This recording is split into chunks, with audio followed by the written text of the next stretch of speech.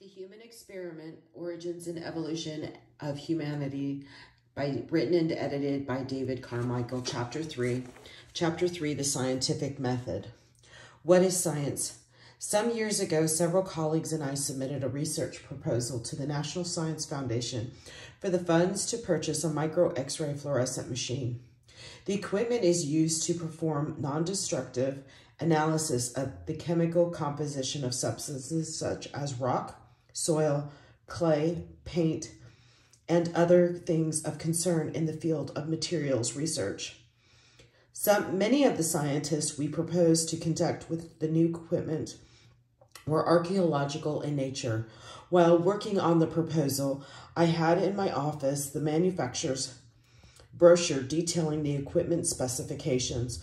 A colleague from the chemistry department stopped by to view the specifications, and when we finished, he asked, "Do you really do this sort of analysis in archaeology?" When I assured him that we do, he replied, "Wow, you should be in the College of Sciences." He meant rather than liberal arts, as is the case at our university. The tactic view revealed by this remark is that science is what researchers do in certain disciplines, those commonly identified as the hard or physical sciences. This view is incorrect. Science is not a discipline or a group of disciplines. It is an approach to knowledge, a method for learning and knowing about the world around us. It is the commitment to seek logical, naturalistic explanations of natural phenomena through the testing of one's ideas against empirical evidence. Diamond, 1987.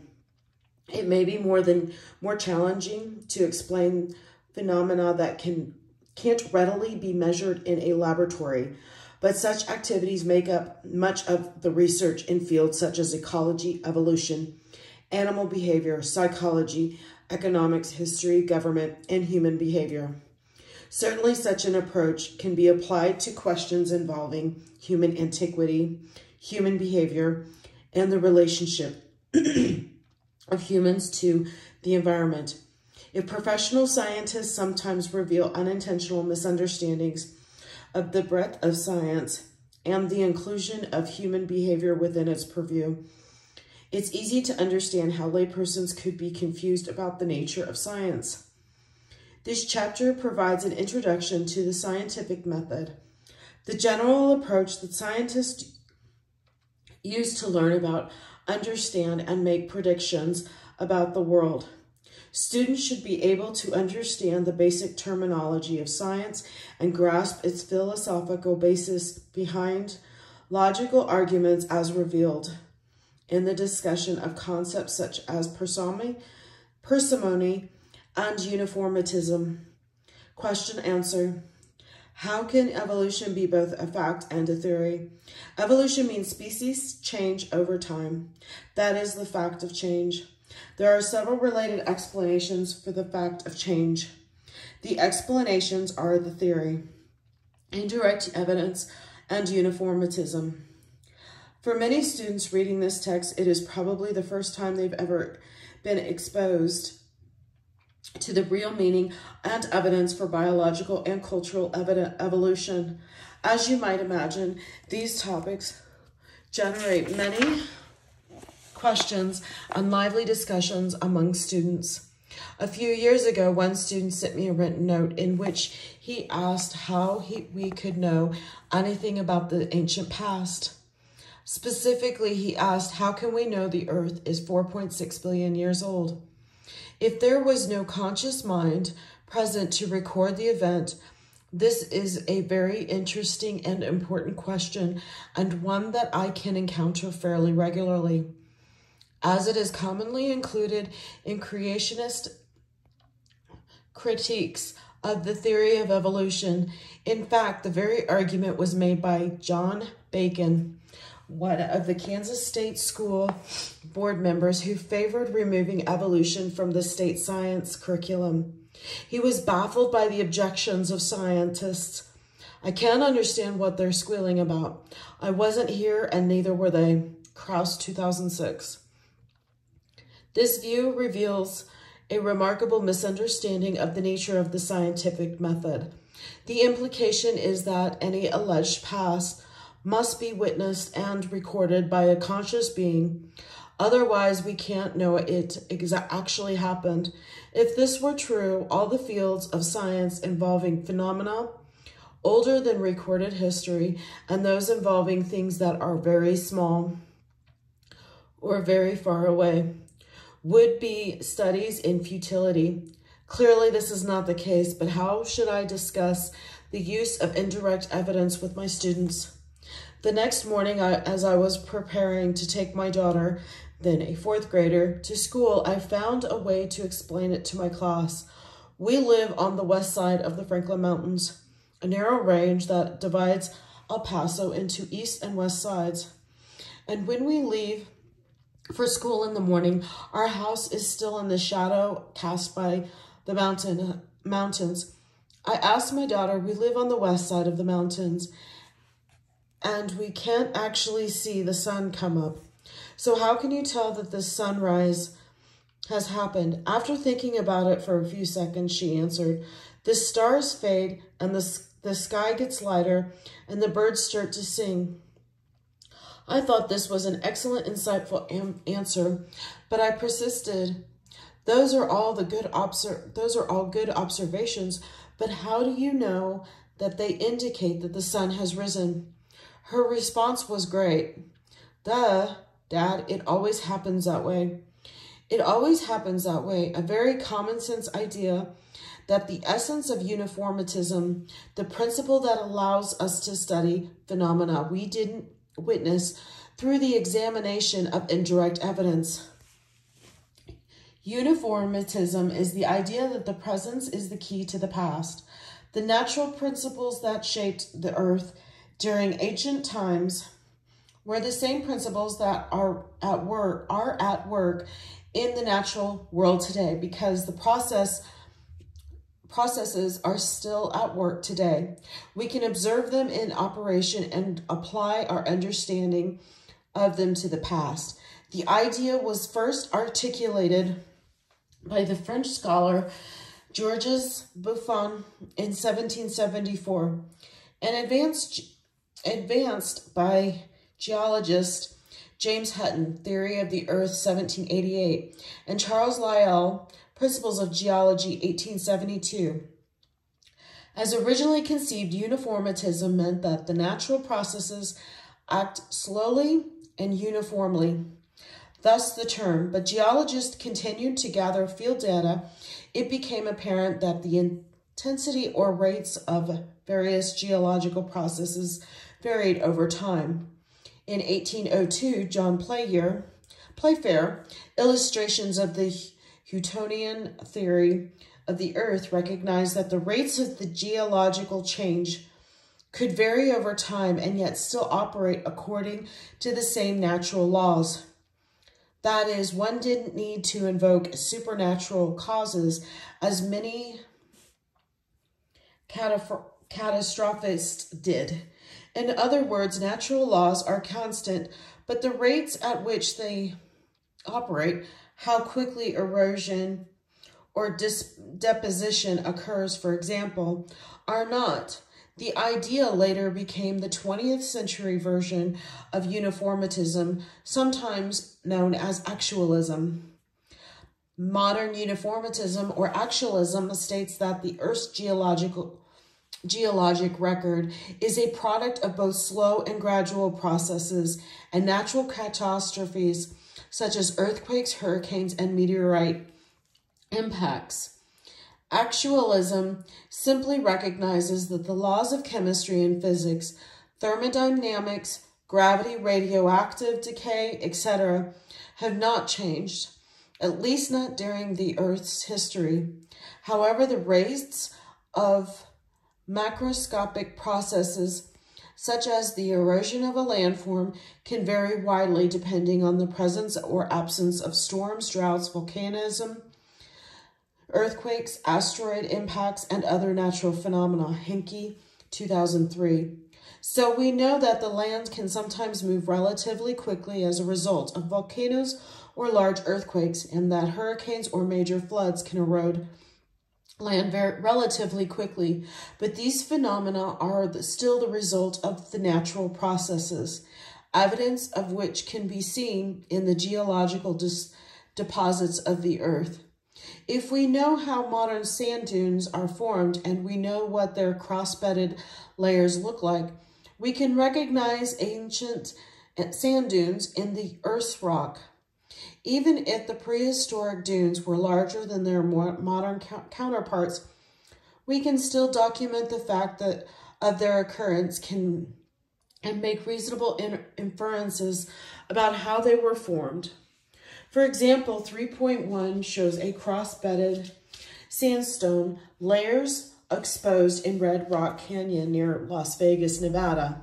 Sand dune crossbeds are caused when the layers within the sand dunes are laid down at an angle to the main bedding planes, resulting in horizontal units with inclined layers within them. We don't need to have witnessed the formation of the dunes in order to recognize their diagnostic features in the geological record. It is useful to extend this thinking exercise by taking an imaginary walk through the forest. I'm sure you've heard the old question, if a tree falls in the forest but no one hears it, no one is there to hear it, does it make a sound? Let's examine the possibility in some detail. As we walk through the forest, how could we know whether a tree has fallen in our absence? Well, we might observe that one tree is lying on its side with its roots sticking up in the air, but how does that indicate it has fallen? It indicates a fallen tree because it differs from the normal conditions of trees. Trunks, vertical with roots still in the ground. Dad, it always happens that way. Moreover, even if we are not botanists, we know something about why the trees normally grow the way they do. Leaves at the top, so the chlorophyll can access the sunlight, roots in the soil to transfer the nutrients to the rest of the tree, etc. We know at some level that the growth habit of these trees serves as a function. So when we observe an individual that diverges in the general pattern, we can infer that it has fallen. Okay, so a tree fell. Can we reasonably infer that it made a sound even if no one is conscious being was there to hear it? Yes, we can. We might observe that the branches of neighboring trees were snapped off as our tree fell. And we know that a snapping branch makes a sound when we observe it in person.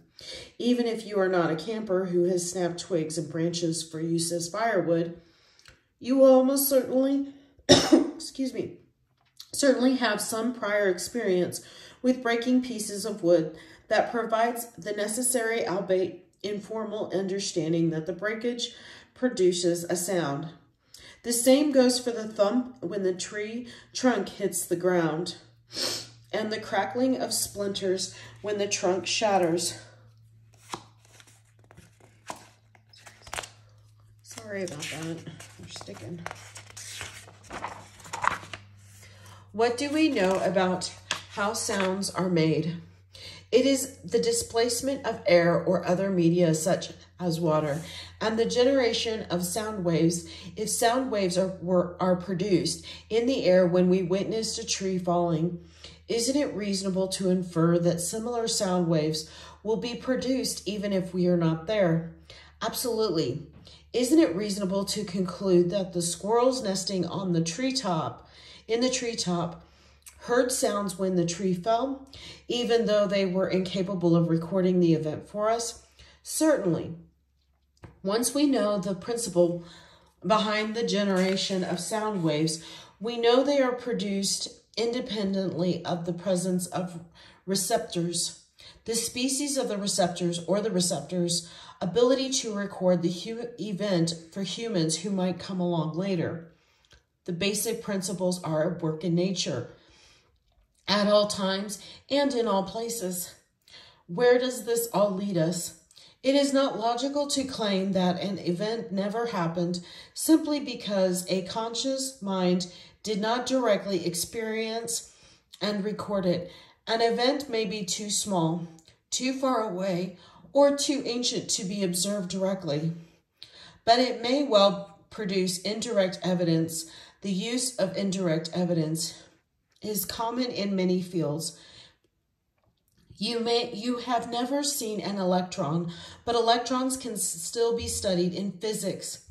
One can see the path of an electron when a radioactive element is placed in a cloud chamber because the invisible particle leaves a visible path through the cloud. We cannot see the planets in the other solar systems, but astronomers have demonstrated that such planets exist by observing the effects of the gravitational pull they exert on the suns they orbit. In many murder cases, there are no witnesses to the crime, but forensic anthropologists can often connect the perpetrator to the crime scene by indirect evidence such as fingerprints, hair, blood, fiber from fabric, and footprints. It is indeed possible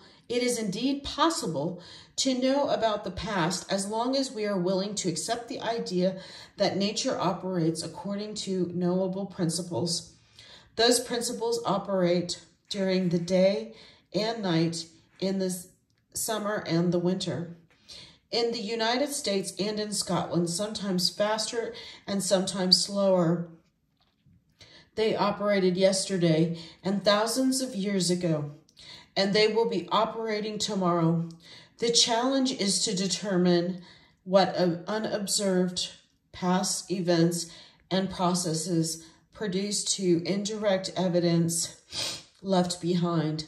That's exactly what the scientists working in such fields as astronomy, geology, paleontology, geophysics, archaeology, and anthropology are trying to do. Indeed, there would be no modern science that without the principle of uniformitarianism, hypotheses and theories. One of the most common misconceptions about science relates to the definition of the word theory. In everyday non-scientific usage, theory is often taken to mean a hunch, guess, an opinion, or speculation. The use of the term theory to mean a guess or unproven facts is a common ploy in creationist critiques of evolution. This sort of usage also indicates ignorance of science and the scientific method, and or a willingness to deceive the reader who doesn't understand scientific theories. In everyday conversation, one may hear statements such as, "It's my theory that Hoffa was murdered," or "It's my theory that OJ did it and dropped the bloody glove in the trash." These are hunches, not theories in the scientific sense. A scientific theory is not a hunch. It is a logical explanation or a model of the way some natural phenomenon works that is capable of being tested through empirical observation. A theory is well-supported, warranted explanation of a set of facts observed in nature. The theory of evolution is a well-tested and well-supported explanation for biological change.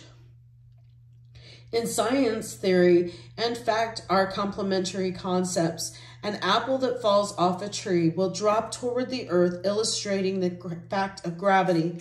Theories used to explain this fact are Newton's theory of universal gravitation and Einstein's general relativity theory. Similarly, the fact of evolutionary change can be observed in the laboratory.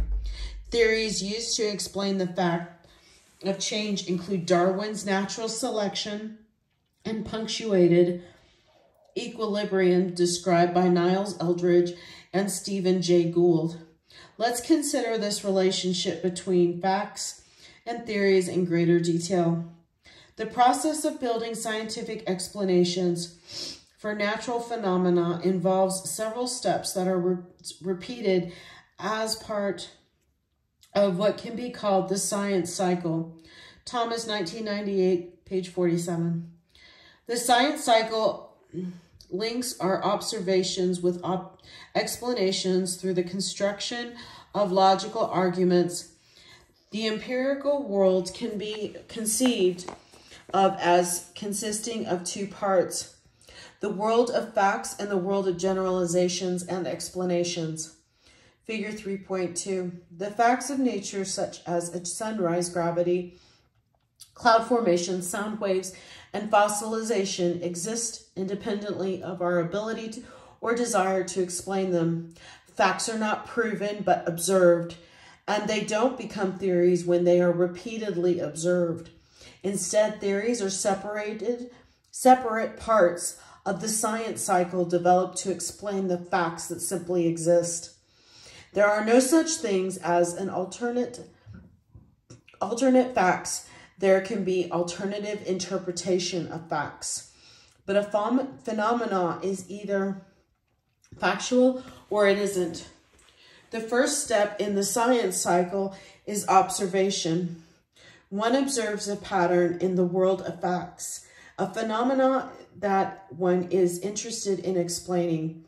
Hypotheses are then generated to explain the phenomena, and they are tested against additional data observed in the world of facts. If the hypothesis or a group of hypotheses is repeatedly confirmed, it may come to be regarded as a theory. That is a well-tested and well-supported explanation for the phenomena.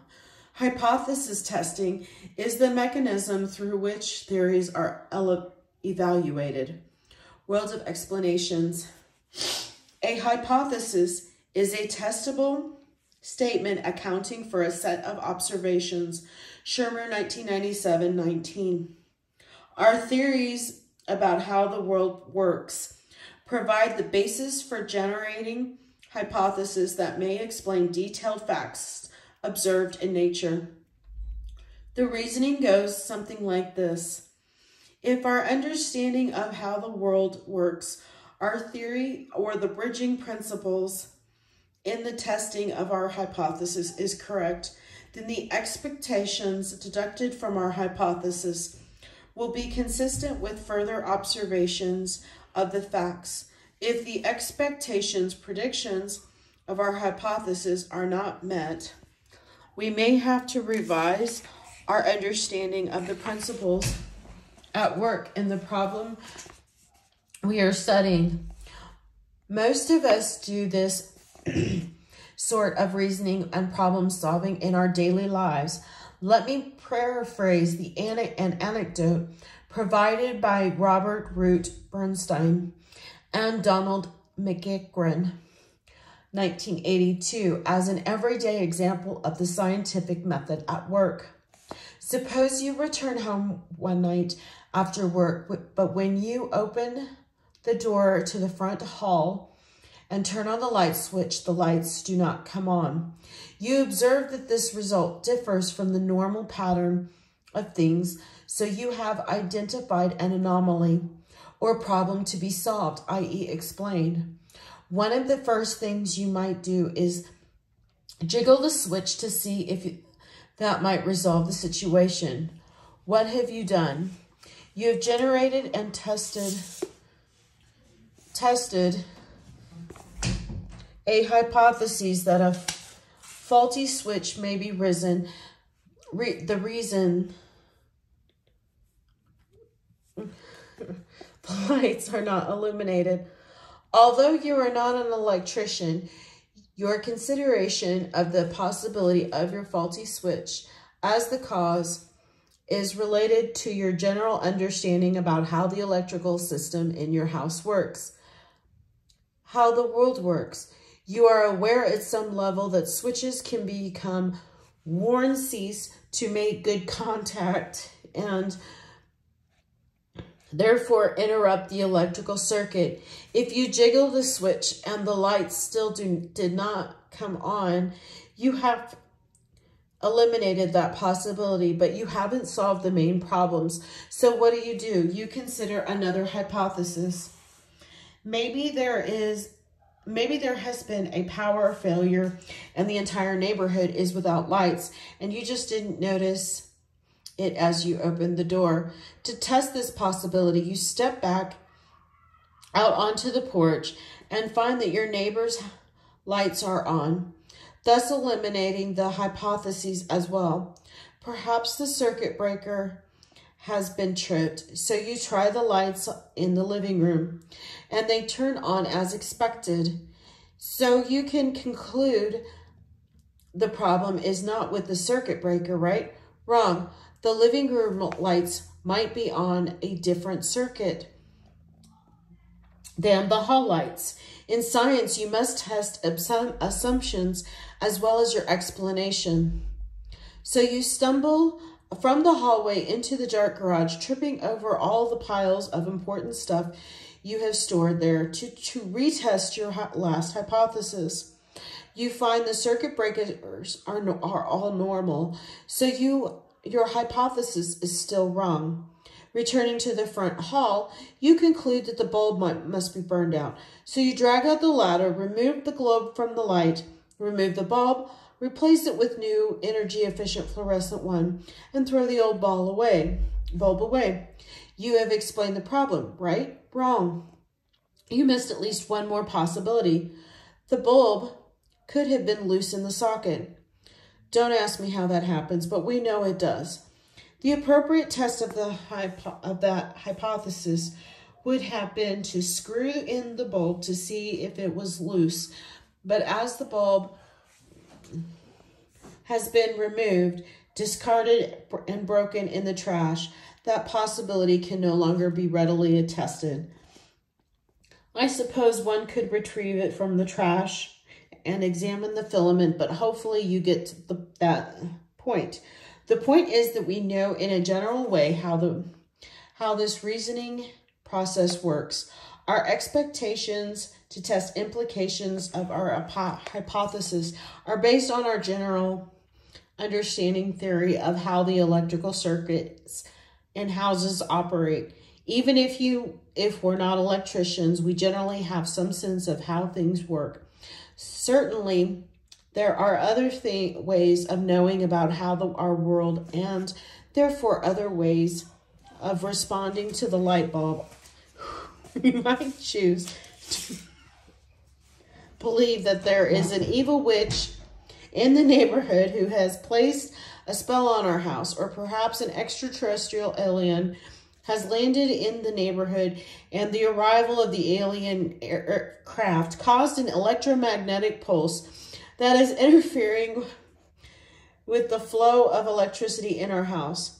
Maybe our lighting problems is simply an act of God. If you don't think this is invoked as a cause for some natural event, you might want to review your homeowner's or renter's insurance policy. The advantage of the scientific method is that the incorrect hypotheses are eliminated and the problem can be solved in some other ways of knowing. We are more or less powerless. Our only real option is to sit in the dark hall waiting for God or the alien or the witch to change their minds and make our light work again. One could argue that sometimes we might actually be truly powerless, but it needn't be so in the case of the light bulb.